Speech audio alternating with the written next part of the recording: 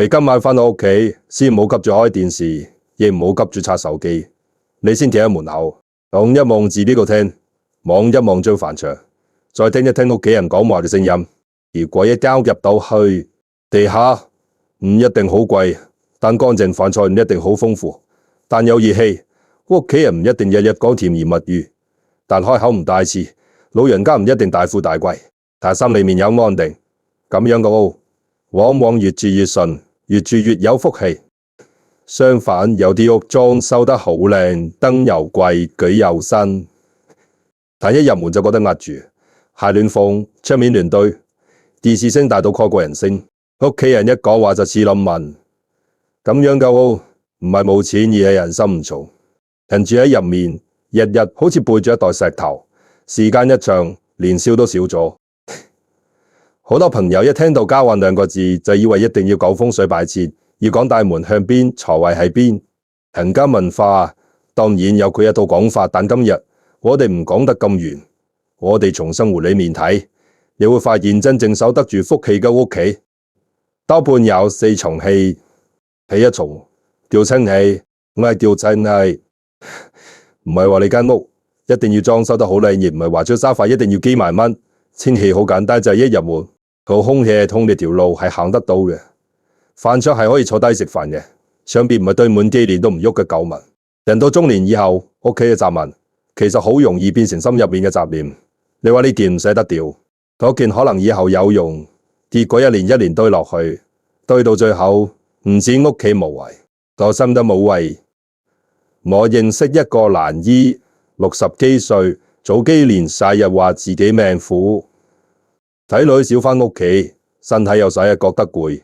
佢間屋唔細，但客廳堆滿紙箱，飯桌放滿藥袋、舊報紙同雜物仔女，返嚟連坐低飲杯茶嘅位置都冇講兩句就走。後來啦，已有一次自己都醒覺，佢唔係一下子大執屋，佢每日執一個角落，第一日清飯桌，第二日清門口，第三日洗窗，第4日將唔再用嘅舊物送走。1個月之後，3間屋光咗，人行入去都舒服咗。奇怪唔奇怪？屋乾淨咗之後，佢自己講話都少咗怨氣。仔女返嚟有位坐，有茶飲，有飯食，自然坐耐少少。你話呢個係唔係改名？我覺得唔使講到咁大。呢個就係生活玩咗，氣氛自然玩咗。好多時候老人家唔捨得掉嘢，背後唔係貪，而係怕以後用得着，怕掉咗就好似掉咗過去，怕自己一放手就冇安全感。所以清屋唔係叫你無情，而係叫你分清楚邊啲係記憶，邊啲係負擔。真正值得留嘅可以好好放，已經配咗煤咗壓住你嘅，就俾自己一個機會放開。你試下由最簡單嘅地方開始，門口留一條順路，飯桌留一個空位，窗邊留一片光。呢啲就為一通，屋企就唔再似倉庫，而是一個可以休息嘅㗎。人一休息到，脾氣自然細聲啲，心也自然柔軟啲。所以清氣唔係迷信，係一重秩序。屋企清，心先有胃，心有胃，人先可以轉彎。一個人晚而想過得安穩，第一件事就係唔好俾舊物、舊怨、舊脾氣塞滿自己。第二重，調和氣。和氣唔代表一家人永遠冇意見，亦唔代表你要忍到自己好委屈。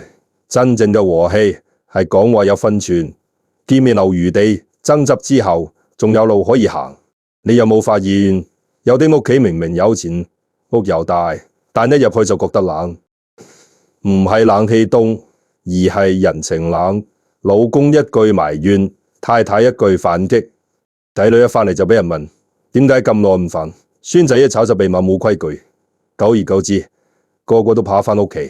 好多老人家心入面其實好掛住仔女，但一開口就變成責怪。明明想講我好掛住你，出口卻變成你而家先識返嚟。明明想講坐低食飯啊，出口卻變成你又瘦咗。點做人啊嘛？說話一變味，愛就聽落似壓力。人到晚年，最貴嘅唔係誰贏，最貴係有人願意坐喺你身邊，同你慢慢講幾句。你想屋企有和氣，可以先從一句說話開始改。仔女返嚟，先唔好數句試下講，返嚟就好，坐低飲杯水，老伴做錯小事，先唔好急住嘛，試下講，下次我哋一齊慢慢整，和氣係養翻嚟嘅，每日少一句字，多一句暖，少一次翻舊賬，多一次留面子，你會發現屋企人嘅心唔係一日近翻嚟，但會一寸一寸重翻開。人間世講究和萬事興，呢句話唔係空話。一個屋企日日爭，最傷嘅唔止感情，仲有每個人嘅精神。人一煩，飯食唔香，覺瞓唔穩，池洗得亂，福氣自然散。相反，屋企有和氣，唔代表無風浪，但有時大家興趣低講，呢個已經係好大嘅福。我見過一個周伯，年輕時好能幹，但脾氣硬。佢個仔成日唔返屋企，佢逢人就話仔女冇良心。後來有次飲茶，老朋友同佢講：你每次見到個仔，第一句就問收入，第二句就鬧佢老婆，第三句就講你以前幾辛苦。邊個人聽完仲想坐低？周伯聽完好唔服氣，但翻去諗咗幾晚。之後個仔再返屋企就博忍住，第一句唔問錢，講休講路最辛苦啦，食飯先就係呢一句。飯桌氣氛重咗好多，唔係父子問題，一餐飯就全部解決，大門開快，一條縫縫就入得嚟。屋企嘅和氣，往往就係從少一句硬話開始。第三重叫穩氣，穩氣就係一個屋企唔亂，錢唔亂，作息唔亂，情緒唔亂，遇到事唔亂陣腳。好多人成日問點樣馬年先可以有底氣？其實底氣唔一定來自賺好多，而係知道自己有幾多，夠點樣用咩應該留咩唔應該搏。我哋身邊細日有啲人年輕時好威風，手上有少少錢就想博大，聽人講邊樣走得快就衝入去，到咗50、60歲，反而日日心驚，又怕虧，又怕子女唔幫，又怕身體啊，有時錢唔夠，呢種日子能包有錢都未必幫忙。我認識一個名宿，以前做生意升格好急，退休頭2年，成日聽朋友講機會，今日買呢樣，聽日投個洋屋企人。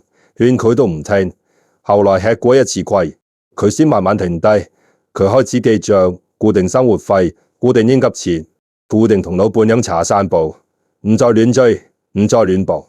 4年之後，平叔未必變成大富豪，但佢晒個人定咗，屋企唔再因為錢日日吵，老伴安心，仔女又放心。你睇揾你就係咁來嘅，唔係天跌落嚟，而係一個人肯收住自己嘅貪快，肯將日子過得有數。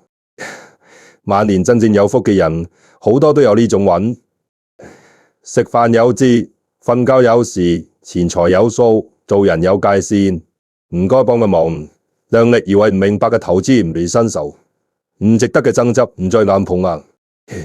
穩唔等於冇出息，穩係知道自己行到邊，知道邊啲係福，邊啲係坑。人老咗之後，最怕唔係慢，最怕係亂。慢慢來，反而可以行得長。如果你聽到呢度，覺得有少少道理，可以先俾自己一個讚，唔係為我哋，而係為你願意重新睇一睇自己嘅睇一睇自己嘅晚年路。穩氣還有一個很重要嘅地方，就係唔同人比人，一到中年，好容易被同學、親戚、朋友影響。邊個買咗樓，邊個揾咗車，邊個個仔好有出息，邊個退休金好高，你日日攞自己同別人比，心就會亂，心一亂，決定就會急。真正有福氣嘅人，唔係冇目標，而係識得返到自己條路上。你可以問自己3句說話：第一，我而家最需要守住嘅係咩？第二，邊啲開支其實係為咗面子？第三，邊啲關係會令我心亂纏亂？問清楚之後，好多時自然有答案。穩氣唔係別人俾你，係你一次一次選擇唔亂而養出來。第4重叫生氣，生氣唔係發脾氣嗰個氣，而係生機嘅氣。屋企有冇生氣好容易睇，窗有冇打開，廚房有冇熱飯，陽台有冇一盆花，老人家有冇自己想做嘅事，屋企有冇笑聲，有冇人願意行動。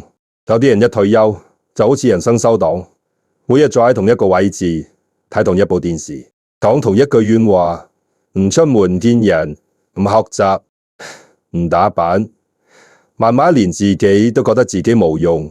咁樣嘅屋燈再光都覺得暗。但係去睇另一些長輩，70歲都仲好有精神。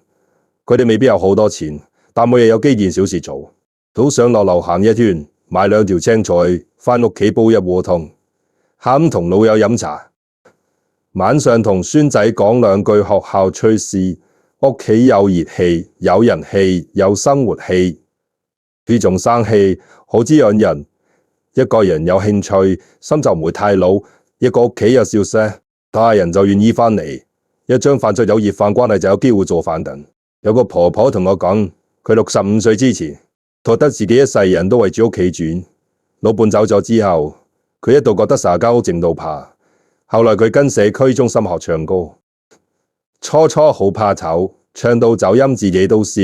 唱咗幾個月，佢識到幾位朋友，每個星期有盼頭，屋企又開始有變化。佢會買一束花，換一張乾淨桌布，煲一鍋湯等孫女放學過嚟飲。你睇生氣唔一定係大節目，唔一定要好遠旅行，唔一定要花好多錢，可能只係學一首歌，從一盆花養成散步習慣，或者每個星期約一個老友飲茶。只要你個心做肯動，屋企就會跟住動。所以你唔好小看一盆花、一盞燈、一餐飯、一次散步，好多福氣就藏喺呢啲細節入面。所謂晚年好命，往往唔係忽然發生，而係你每日仲願意照顧自己，願意同人有來有往，願意俾生活嚟一點新鮮。講到呢度，我哋回頭睇屋企4重氣，其實就係4重修行。興氣，叫你放低多餘嘅負擔和氣，叫你收返講話嘅鋒芒；運氣，叫你守住錢財同情緒嘅分寸生氣，叫你唔好因為年紀大就提早關上自己嘅心門。如果你想從今日開始養家運，唔需要做得好複雜。今晚返去先清一張飯桌，聽日見到家人先講一句好話，後日將自己嘅錢同生活開支寫清楚，再之後幫屋企添一點光。煮一餐熱飯，出門行一段路，你會發現家運唔係一下子旺起來嘅。佢好似煲湯，火太猛會滾瀉，火太細又唔出味。最緊要係日日有火，慢慢熬，慢慢香。人到50歲之後，最緊要唔係同別人比邊個有錢，邊個屋大，邊個子女更啦。真正要比嘅係自己屋企有冇有安穩。自己心裏面有沒有餘地，自己晚年有沒有尊嚴。一個家有清氣，住起來舒服；一個家有和氣，人心願意靠近；一個家有運氣，遇事唔會散；一個家有生氣，日子就唔會富。如果你屋企已經有呢4重氣，恭喜你，要好好珍惜。如果暫時未齊，也唔使急，福氣本來再一日一日養返嚟嘅，只要你願意。從一個角落、一句話、一餐飯、一個習慣開始，屋企嘅氣氛就會慢慢轉，晚年嘅路也會慢慢順。最怕嘅唔係屋企未夠好，而係一個人覺得算啦，年紀大啦，講唔到啦。其實人只要一日仲願意整理，一日仲願意溫柔，一日仲願意學習，一日仲願意同家人好好講話，人生下半場就仲有好多空間。以前走得急，後面可以行得穩；以前講得硬，後面可以講得暖；以前屋企亂，後面可以慢慢清。所以今日呢條片唔係叫你羨慕別人間屋，而係叫你返去摸一摸自己個家，將飯桌可以清，燈可以開，窗可以推，說話可以慢，心也可以放鬆。睇一變屋企嘅氣，就會變屋企嘅氣入邊，得人之間嘅路又會慢慢順返。最後願你屋企有清氣，心裏面無堵塞；願你屋企有和氣，親人之間少怨多亂；願你屋企有運氣，錢財有數日之有底；願你屋企有生氣，越老越精神，越住越自在。如果你又希望自己同屋企人越過越順，點讚關注啊！就喺評論區留一個順字，願呢個順字送俾你自己，也送俾你最牽掛嘅家人。